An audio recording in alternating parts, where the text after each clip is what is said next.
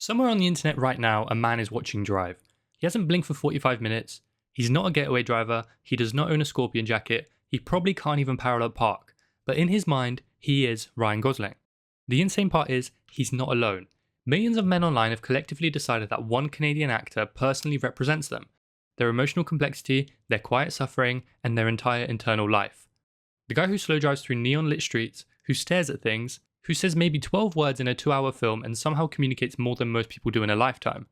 How did this happen? How did one man become the mascot for every introspective guy who has ever sat in a parked car a little too long thinking about nothing and everything simultaneously?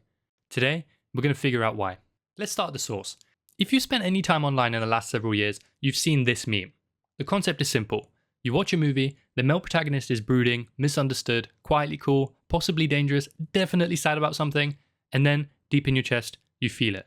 A recognition, a connection, a cosmic certainty that this fictional character was written specifically about you. Ryan Gosling is the undisputed king of this phenomenon. Because his characters hit a very specific frequency that a very specific type of man finds completely irresistible. And that type of man is most men. He's the guy who's a little too cool to explain himself, who feels everything deeply but says almost nothing, who looks like he's about to either save the city or stare pensively at the sunset for 45 minutes. And most men watch that and go, I too am a complex and emotionally layered individual who is simply not understood by those around me. Now, is that true? Mostly no. But Ryan Gosling makes it feel true.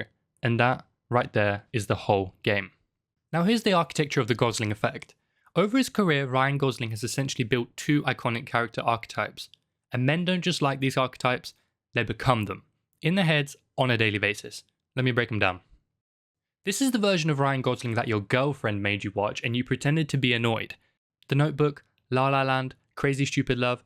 In these films, Gosling plays the man everyone wants to be around. He's charming without being smarmy, funny without trying too hard, emotionally open in just the right doses. He knows how to dance, how to argue passionately, and how to look incredible in a suit, and apparently how to build an entire house with his bare hands. This character makes men feel like if I just had his jawline, his delivery and timing, everything would be different. He represents the romantic ideal, the man who is desired and who isn't ashamed to desire in return. That's rarer than it sounds. Then there's this guy. Drive, Blade Runner, Place Beyond the Pines. This is the character who doesn't say much, who exists on the margins, who has a dark past or a painful secret or a job that requires a very particular set of skills. He's dangerous but gentle, stoic but deeply emotional, isolated but somehow magnetic. He drives for criminals at night, but in the day fixes cars, repairs things with his hands, and doesn't ask anyone for anything. This character makes men feel like, I too contain multitudes. I too am quietly intense in the ways that the world is not yet equipped to handle. That is this meme's origin point right there. Okay, why do the men actually relate? Most men spend their lives between these two archetypes and feel like they're failing at both. They want to be confident and charming, but they feel awkward in social situations. They want to be emotionally open, but they've been taught directly or indirectly that vulnerability is a liability. They want to be seen as deep and interesting, but the deepest thought might be about hitting their protein goal for the day. Ryan Gosling's character holds both of these contradictions without collapsing. They are simultaneously strong and broken, cool and caring, quiet and communicative, capable of violence and capable of incredible tenderness. And that is the exact combination of traits that most men secretly want to embody, but can't quite articulate. So instead, they watch a 2-hour film and go, yeah, that guy gets it.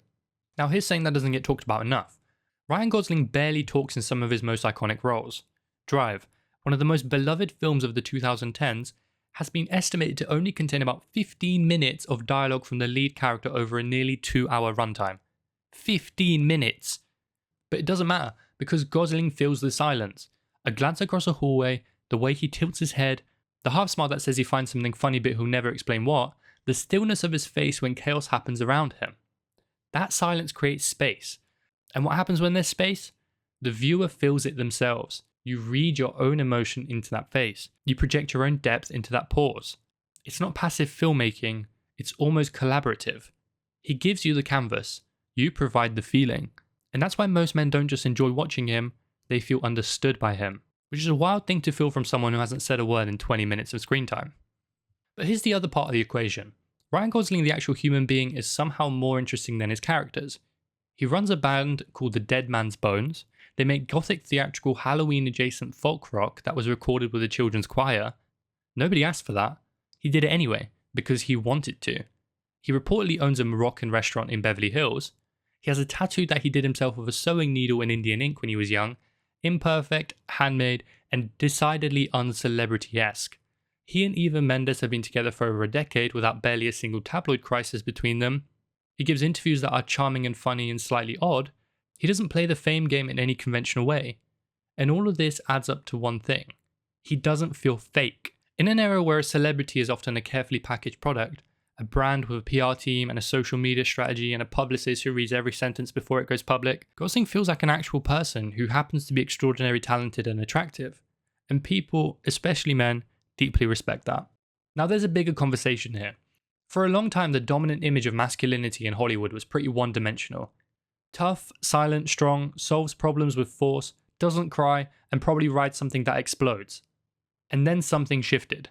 Culture started asking more complex questions about what it means to be a man.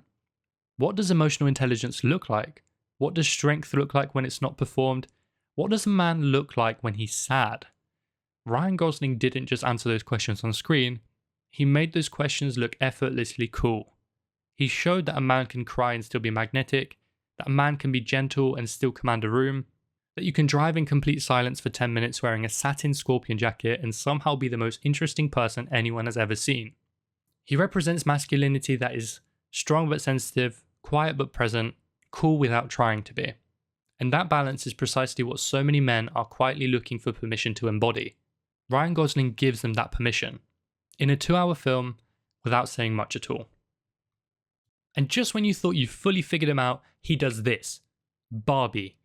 Ryan Gosling fully committed to playing Ken, a character who is by design vapid, insecure, and fundamentally lacking in self-awareness, and somehow made that role the most talked about performance of 2023. The I'm Just Ken song alone broke the internet, and before that, the Nice Guys reminded everyone that he was great in a comedy role, The Big Short showed that he could carry a serious financial drama, The Fall Guy leaned back into action and self-parody. The point is, this isn't a man who found one lane and stayed in it. This is someone who keeps expanding. And somehow, with each new version, whether he's a stoic android in a dystopian wasteland, or a guy in a big fur coat rollerblading down Malibu, men still look at him and go, yeah, that's me.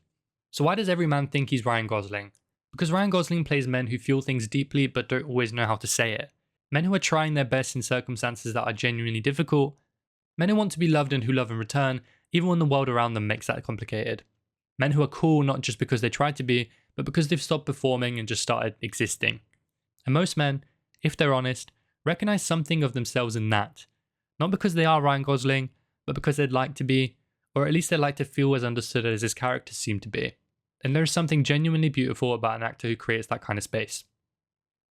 Thank you for watching. Let me know in the comments what your favourite Ryan Gosling movie is. I think mine right now is Project Hail Mary, but I've always loved La La Land and Drive. If you like the vid, please consider subscribing. I'm currently on 6 subs. Shout out to all of you. You know you are. I'll see you in the next one.